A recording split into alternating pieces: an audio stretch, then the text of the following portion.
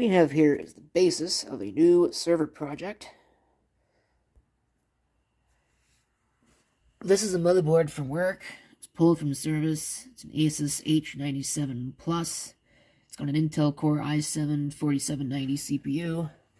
I've upgraded it to 32 gigabytes of DDR3 1600 RAM. Right now it's got no drives in it. It's got this really crappy Antec power supply because it was just a test. I put this heatsink on there because the reason why this was retired, this wasn't a server. Actually one of our Symantec Ghost servers. And the problem with it is, I don't know if it was like this when it was new or if it was bumped at some point, but the heatsink clips had broken. So the heatsink was just kind of dangling there and was not actually cooling the CPU, so we had all kinds of performance problems, and supposedly it's been that way since it was new, which, of course, predates my actually being there, but, yeah, I mean, that would explain some performance problems and why it's complaining about CPU being over temperature. But it seems to it still works, even with that, so what I'm going to do, because I've got this nice big heatsink on it now, is I'm going to use this as another VM host. I'm actually going to replace one of the two with this. That's actually upstairs right now, so I'm going to have to go grab it. And I'll probably put in some slot covers into this case. This case, by the way, is a Cooler Master case. This is a Cooler Master Elite 335U. At least I presume that's what it is. This right here is only in here as a blanking plate. It's not hooked up, and the SATA port on it's broken. So I couldn't hook it up even if I wanted to. But the case itself was pretty cheap. See there, that's what I paid for it. And actually probably less, because I'm sure I used a coupon on that. So what we'll do, or what I will do, is I'm going to go ahead and switch out that power supply. I was going to use this one, because, I mean, there's nothing wrong with this one. This is 350 watt Seasonic with some 80 plus certification, but I went and I dug around and found a bigger one, 600, which I'm sure would be much more suited for this, plus it's 80 plus bronze certified as well, and it'll have more of the necessary SATA connections on it. So, I'm going to go ahead and we'll install that in this, but for right now, you can take a look at this and we can see that it looks like it's working pretty well, especially for an Asus motherboard.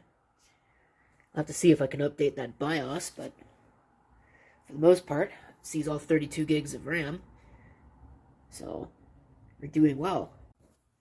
Okay,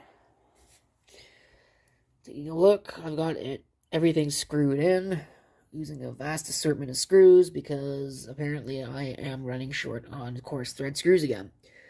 So we'll have to do something about that. But in the meantime, what we can do is we can go ahead and plug this in and make sure that it works as intended. Okay, let's see if it explodes. No, not yet. There's no whining, obviously.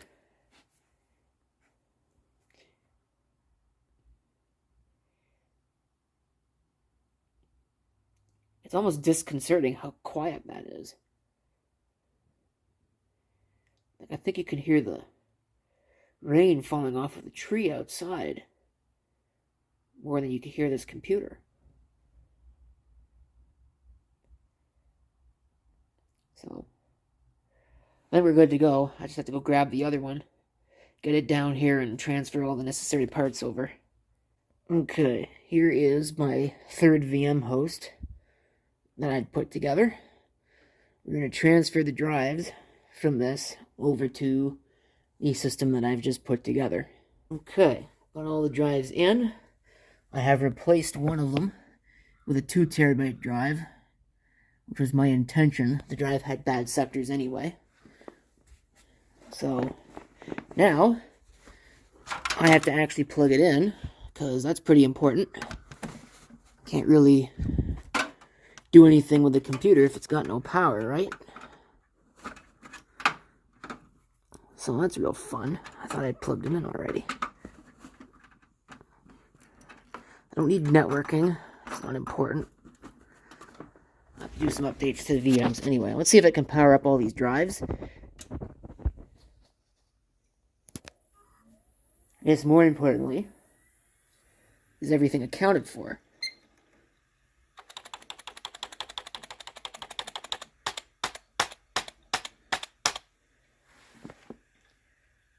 So, let's see. Yep. Everything is there. 2 terabyte drive is there. Looks like we are good to go. So we should be able to just hit F10 to save and exit. And then it'll simply boot. I hope.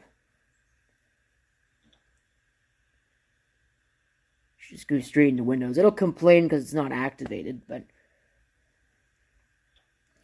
I can do that later once I get it inside, hook up to the network.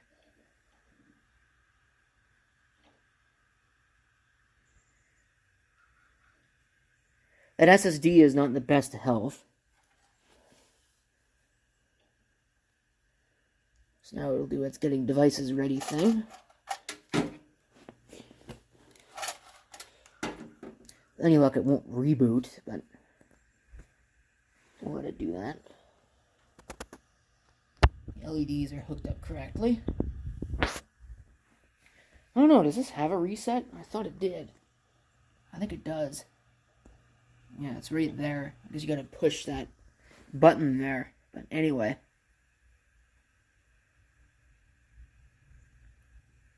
This is Windows 8.1. And no, I don't particularly care that Windows 8.1 is going to be out of support soon. I know that Windows 10 is garbage. Windows 11 is steaming garbage. And won't even run on this hardware anyway. So, mouse works. What I gotta do is I gotta wait for the VM thing to come up. So that way I can close it. Because I'm sure it will here in just a second. Okay, the mouse is still working. I thought the system locked up there for a second. Oh, it's not in the startup folder. Okay, so we're good there. So the question now becomes, is my disk management program running? Yes, it's running in the background. It should come up soon enough. And we'll have to see what state that hard drive is in, that 2 terabyte drive. Okay, yeah, we're doing good. There's no reallocated sectors or anything. I'm going to go ahead and clean it, and then format it. And then we'll get that going. Okay, so I'm now transferring from one drive to another. And that's going to take a while, obviously. And then once that's done, I'm going to replace that drive with a SATA 6 gig drive. Again, I want to figure out which, what serial number of the drive it is.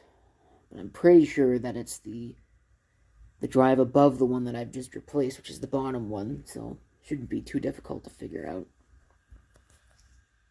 Okay, transfer is complete. Now, what I'm going to do, because I got a bunch of SATA 3 gigabit per second drives in there, and I have some other drives here, that I know for a fact that this is a 6 gig because it says right on it. Somewhere. I know it says, yeah, there it is. SATA 6 gigabit per second. And I looked these up. I have 2 of those. I think those are also SATA 6 gigabit per second. So as long as all those drives are good, I can replace all the SATA 3 gig drives in here and get some additional speed. So that's what I'm going to try and do. And I think I've mentioned it already, but I am also going to try and install a 120mm fan in here, if I can happen to find one that actually works. Okay. I managed to get all but one drive changed, because one of the drives that I had, for whatever reason, it would show up, it would work, there's no bad sectors, you try to format it, and it just drops off a SATA bus. So, clearly there's something wrong with it. Let's see if this even works at all.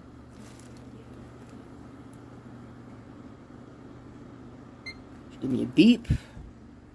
Should get some video. There it goes. Hopefully all the drives are connected. I'm not pressing delete to go into setup to check. We'll just let this thing boot. Really slowly, apparently. That SSD that's in there has got to go. What a piece of garbage. You know, I'm sorry. That's just junk. But I guess as long as it runs. And of course, as you can see, I got to figure out the Windows activation because it doesn't seem to want to give me an activation link when I go do the phone activation, and obviously I've run out of activations on this Windows 8 key, so it's not going to go the online activation either. But I'll figure something out. Okay, I'm going through editing some old videos, and I realized that I actually forgot to finish the video of that thing that's right there. I think it's that one. That was the second VM host. Where I left off, Windows wouldn't activate. Turns out it actually activated on its own a couple minutes later. So I didn't have to really do any work for that, which is pretty nice. And I shot the rest of this video, I think, at the end of November, beginning of December of 2022. It's now February of 2023. I guess you could call it the end of February, because it's the 19th today. Actually, no, I'm sorry, it's the 20th today. So, still running, haven't made any major changes to it. So I think I would call that a success. Still need to get a better power supply, I think, for it, but I might just do that later. Maybe when I upgrade the motherboard or something. Or maybe I'll do it when I move this entire rack of stuff. The next time I move this stuff. Anyway, that's it for the video. Thank you for watching. If you have any comments, feel free to leave them down below.